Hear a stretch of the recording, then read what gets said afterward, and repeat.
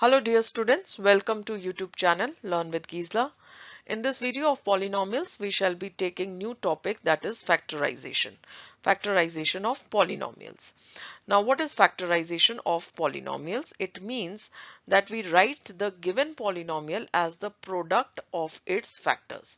Like in arithmetic, suppose I take a number 35, right? And I write it as 5 into 7. That means I have factorized 35 into the product of its factors, that is 5 and 7. Right. In the same way, suppose I take a quadratic polynomial, say x square plus lx plus m, and its factors are x plus a into x plus b. Right. So what I am doing? I am factorizing the given product, right? Given product in the form of an algebraic expression into factors. Right, so these are the two factors, x plus a into x plus b are the two factors of the given product, that is x square plus lx plus m. Right, so we are going to learn in this video about quadratic polynomials, factorization of quadratic polynomials. In the next video we will learn about cubic polynomials.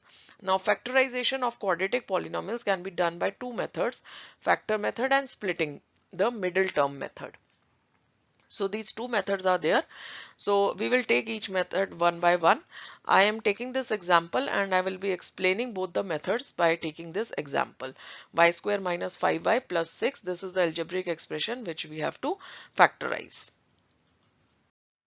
Now first method is factor method. We have to factorize y square minus 5y plus 6 using factor method. Now this is a quadratic polynomial because we have degree 2, which is the highest power of the variable. Right, so number of factors over here will also be 2. Number of factors of the quadratic polynomial are always 2 because the degree is 2. So you can also say that the number of factors of any given polynomial depends on its degree. Like in cubic polynomial there will be 3 because the degree is 3. Now let us assume that they are of the form y minus a and y minus b. These are the two factors of the given polynomial. So we have to basically identify a and b. Right, a and b are what? The zeros of the polynomial y minus a and y minus b, and according to the factor theorem, if we replace y by a and b, the value of the given polynomial should come 0. Right, so let us take a constant term 6. Right, the constant is 6 over here.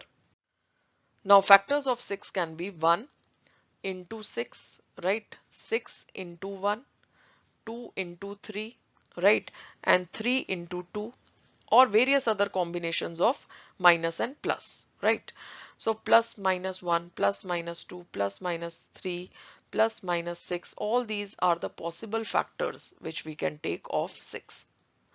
Now we have to check whether the factors which we have taken are the zeros of the polynomial or not. Zeros of the polynomial means when you replace the variable, that is y, it should come 0. So let us take 1 first. So 1 square minus 5 into 1 plus 6, 7 minus 5 is 2. Let us replace by 2. So 2 square minus 5 into 2, 10 plus 6, 10 minus 10, 0. Let us replace by 3. So 3 square minus 5 into 3 plus 6, 15 minus 15 is equal to 0. Replace by 6. 6 square minus 5 into 6 is 30 and 6. So 36, 6 plus 6, we will get 12 over here. Right, so zeros when we are getting zeros, when we have replaced y with P2 and P3. Right, so we can say that P2 and P3 are the zeros of the given polynomial. They are the zeros means the value which we get after replacing the variable is 0. Right. So these are the zeros. So we can easily say the factors of y square minus 5y plus 6 is y minus 2 and y minus 3, because over here a is equal to 2 and b is equal to 3 over here. Right. Now let us come to second method, that is splitting the middle term method. Here first of all we compare the given polynomial y square minus 5y plus 6 with the standard form, that is ax square plus bx plus c. Now clearly a is equal to 1 over here because there is no coefficient 1, we will assume 1 into y square is y square. B is equal to minus 5 and C is equal to 6. Right. Now we have to think of two numbers such that the sum, which is B over here, minus 5. Sum is minus 5 and the product of A and C, right? Those two numbers, the product we should get A into C, that is 6. That means if I take two numbers, let me say P and Q. So P plus Q should be equal to minus 5 and P into Q should be equal to A into C according to the standard form, and it should come 6. Right? Various combination we can try, like 1 into minus 6 I can try, but that will not give me, that will give me minus 6. Though 1 minus 6 is minus 5. The sum is minus 5, but the product is minus 6. So I can try with various combinations of minus 3 into 2 or minus 3 minus 2. I think minus 3 minus 2 is going to give me 6 as the product. And if I do the sum, it will give me minus 5. So that's how I got minus 3 and minus 2. So various combination, permutations and combinations you have to do over here to find out these two numbers, P and Q. Let me say it is P and Q. Okay, so these two numbers are there. Now I will split this minus 5y into these two numbers. One is minus 3y and another is minus 2y. Right? So y square minus 3y minus 2y plus 6. Further, now let us group the terms, and by taking it out, the common factors. So y is common. So y minus 3 is left if we group like this, and minus 2 again common if we take these two terms together, minus 2 common and y minus 3. Now over here also y minus 3 is there, and here also y minus 3 is there. So y minus 3 on a whole we can take out common. We are left with y minus 2. So these are the two factors of the given polynomial. Let me take one more example, then you will clearly understand. Now in this example, we have to factorize 6y square plus 7y plus 2 using the splitting of the middle term method. Right? That is the second method. So let us first of all compare it with the standard form, ax square plus bx plus c. And if you observe, this is our A, this is our B, and this is our C. So accordingly, we can say A is 6, B is 7, and C is 2. Right? Once we have identified A, B, C, now we have to look for the sum of two numbers such that P and Q, whose sum is B. And what is B? B is 7. Right? And the product, that is P into Q, is the product of A into C, which is 6 into 2, that is 12. Right? So basically you have to find two numbers P plus Q whose sum is 7 and the product, that is P into Q, is actually A into C, that is 6 into 2, which is 12. Right? So such numbers we have to find. Let us concentrate on this product. 12 we can obtain. 6 into 2 is 12. 3 into 4 is 12, or various combination we can say 4 into 3 is 12. We can also say 12 into 1 is 12, or 1 into 12 is 12. Right? Now we have to see whether whose sum is coming 7. Is 6 plus 2 7? No, it is not equal to 7. It is 8 actually. Right? It is 8.